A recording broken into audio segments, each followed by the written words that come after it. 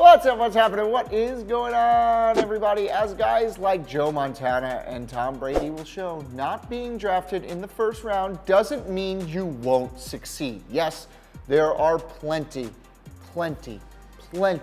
of draft steals.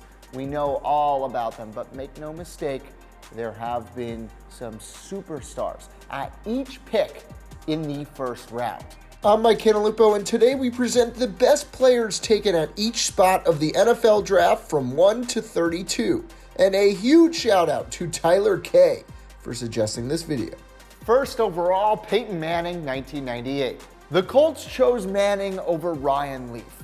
Good call, we'd say. The Sheriff became the NFL's all-time passing yards and touchdowns leader, 5-time MVP, and a Super Bowl champion with the Colts, and then with the Denver Broncos. John Elway was good too, but let's give it to Peyton Manning. Number 2, Lawrence Taylor, 1981. Probably the greatest defensive player ever. LT led the Giants to a pair of Super Bowl victories. The 10-time Pro Bowler is the last defensive player to win the MVP award, having done so in 1986. 132.5 career sacks, 3 Defensive Player of the Year awards. He's got it. Number 3, Dick Butkus, 1965. The Chicago Bears legend revolutionized the linebacker position in the 60s and 70s.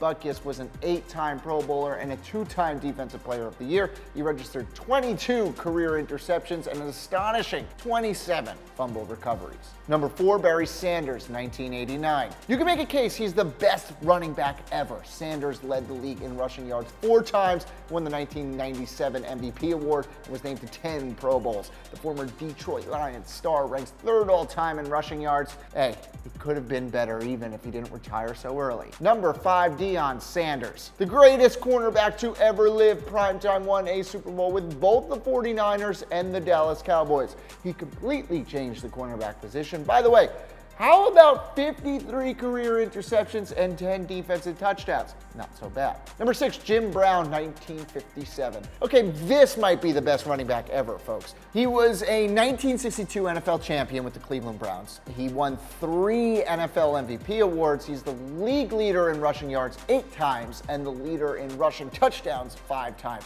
One legend who the Browns didn't ruin. No, I'm sorry, that was a low blow. Number 7, Adrian Peterson, 2007. Peterson may be one of the best running backs of the past 20 years. 7 seasons of 1,000+ yards. He also won the 2012 NFL MVP and barely missed breaking the record for the most rushing yards in a season. The Minnesota Vikings absolutely nailed that pick. Number 8, Ronnie Lott, 1981. Joe Montana and Jerry Rice take most credit, but Ronnie Lott was just as instrumental in the 49ers dynasty of the 80s. The 10-time Pro Bowler, won 4 Super Bowls, and is tied 8th all-time in interceptions with 63. Number 9, Bruce Matthews, 1983. Part of the legendary Matthews football family, Bruce is one of the greatest and most consistent offensive linemen ever. Matthews was a Pro Bowler every year from 88 to 2001. Really good. He spent his whole career with the Oilers/Titans franchise and was named to the Hall of Fame in 2007. Number 10, Ron Woodson, 1987. Woodson played corner and safety throughout his career. The 1993 Defensive Player of the Year, was also a 6-time All-Pro and helped the Ravens win the Super Bowl in Super Bowl 35. Woodson ranks 3rd all-time in interceptions with 71. It's hard to believe that he played with 4 different teams throughout his career. Woo! He was too good to be on the move so often. Number 11, Ben Roethlisberger, 2004. Okay, so this is a tough call. Too many good 11th overall picks like, say, J.J. Watt. But for now, let's give the nod to Ben Roethlisberger. The 2-time Super Bowl champion could retire as maybe one of the top 10 greatest quarterbacks ever. He holds virtually every passing record for that iconic Steelers franchise. More championships and more possible individual awards could be on his way too. Number 12, Herb Anderley, 1961. Arguably the NFL's top corner in the 1960s. All Herb did was win. He won 5 NFL championships with the Packers and led them to a pair of Super Bowl championships. He also won a Super Bowl with the Dallas Cowboys. Adderley registered 48 career picks and is a member of the Pro Football Hall of Fame. Number 13, Bob Lilly, 1961. Nicknamed Mr. Cowboy, Bob Lilly could be the greatest defensive tackle to ever live. Named to the 1960s and 70s All-Decade teams, Lilly was a 7-time All-Pro and helped Dallas win a Super Bowl. Number 14, Darrelle Revis, 2007. After Sanders 49ers, REVIS is probably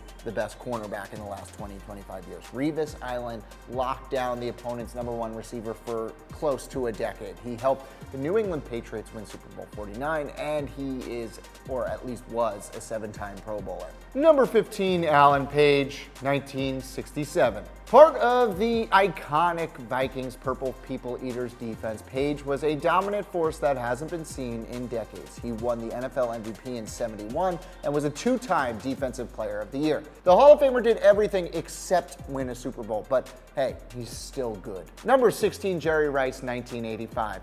Greatest wide receiver of all time, and there's absolutely no debating it. How did the 49ers get him at 16th? That's a really good question. How does arguably the best NFL player of all time take that long to get drafted? Jerry Rice, nice job winning 3 Super Bowls and holding the record for most catches, touchdowns, and receiving yards. Not bad. Number 17, Emmitt Smith, 1990. The Cowboys should thank every team that passed on Smith, as many thought he wasn't big enough for the NFL. Nobody's touching his over 18,000 career rushing yards. Smith was the backbone of the Cowboys' 90s dynasty that won 3 Super Bowls. Smith led the league in both rushing yards and rushing touchdowns 4 times. The 1993 NFL MVP was on a totally different level. Number 18, Art Monk, 1980. Monk was virtually impossible to cover during the days with the Washington Redskins. He was a core piece of the Washington team that won 2 Super Bowls in the 80s and another in the 90s. He set many records throughout his career, including the first player to register over 100 catches in one season during the Super Bowl era. Number 19, Marvin Harrison, 1996. Peyton Manning's favorite weapon throughout his career. Marvin Harrison was almost as good as, say, Jerry Rice and Randy Moss, perhaps a top 5 all-time wide receiver. He had 1,000 yards every year from 1999 to 2006. Harrison and Peyton Manning combined for 112 touchdowns, 953 completions. That's the most ever for a quarterback receiving combo. And the Colts won Super Bowl 41. Number 20, Jack Youngblood, 1971. Few pass rushers were as tough to block like Jack Youngblood. The Los Angeles Rams legend was a 2-time NFC Defensive Player of the Year and was named to 7 Pro Bowls. Youngblood, who is of course a Hall of Famer, was as tough as nails. He started 201 consecutive games, infamously playing through a broken leg in a 1980 playoff game. Number 21, Randy Moss. After Jerry Rice, Moss must be considered the most dominant wide receiver ever, right? Consider this stat. He led the NFL in receptions 5 times. His 23 touchdown catches in 2007 will probably remain a single-season record forever. He brought terrific speed, hand, size, athleticism. He was good. His 157 touchdowns are good for 4th all-time. I would say the most athletically gifted wide receiver of all time. Number 2, Andre Rison, 1989. Drafted by the Colts, Rison only played 1 season with the franchise. He came into his own as a star with the Falcons, then became a major weapon for Brett Favre. Rison and the Packers won Super Bowl 31 over the Patriots. He finished his NFL career with 743 catches. Number 23, Ozzie Newsome, 1978. The Baltimore Ravens GM used to be one of the greatest tight ends of all time. He spent his whole career with the Cleveland Browns, earning 3 Pro Bowl nods and a pair of first-team All-Pro selections. Newsome was inducted to the Pro Football Hall of Fame in 1999. Number 24, Aaron Rodgers, 2005. We'd really love to put Ed Reed on here, but Aaron Rodgers is, kind of the most talented quarterback of maybe all time. He could potentially be the greatest of all time when he retires, maybe. Let's give Ed Reed an honorable mention. I don't think I really need to say too much about Aaron Rodgers. You know what he's done. He's won the 2011, 2014 MVP awards, named to 6 Pro Bowls. He's good. Number 25, Ted Washington, 1991. 6'5", 375 pounds. Ted Washington was an unstoppable force at nose tackle, constantly stopping the run and generating pressure up the middle. 4-time Pro Bowler, and he won Super Bowl 38 with the New England Patriots. Number 26, Ray Lewis, 1996. He's easily a top 10 greatest defensive player of all time, and he's easily the greatest leader in NFL history. Ray Lewis brought swagger on the field like no other player. This is my swagger. The Ravens linebacker changed the position in the modern era. The two-time Defensive Player of the Year was selected to 13 Pro Bowls, and he helped the Ravens win 2 Super Bowls, Super Bowl 35 and 47. Number 27, Dan Marino, 1983. Sure, he couldn't win a Super Bowl. Get over it. He won the 1984 NFL MVP and Offensive Player of the Year awards. He constantly reinvented the quarterback position, becoming the most pure pocket passer of all time.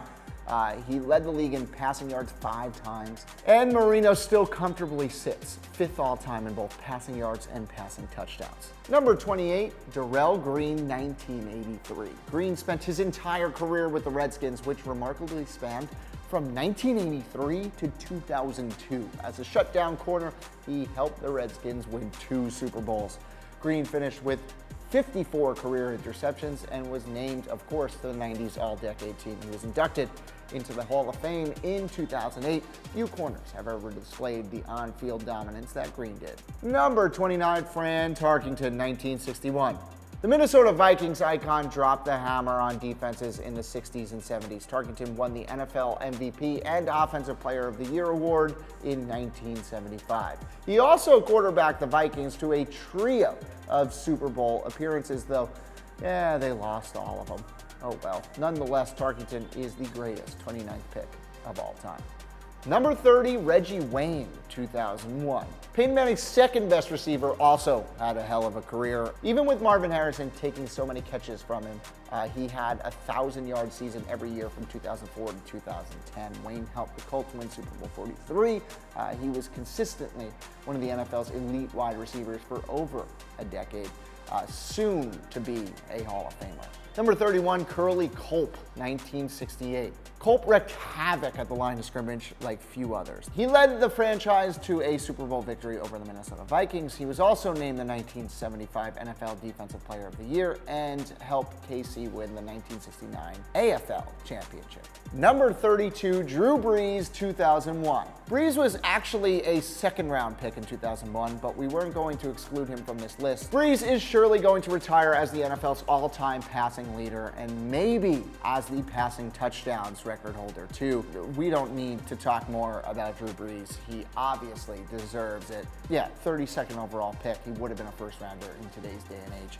Who do you think should have been on this list? Let me know in the comments down below. Yeah, until next time, I'm Mike Cantalupo. Thanks for watching.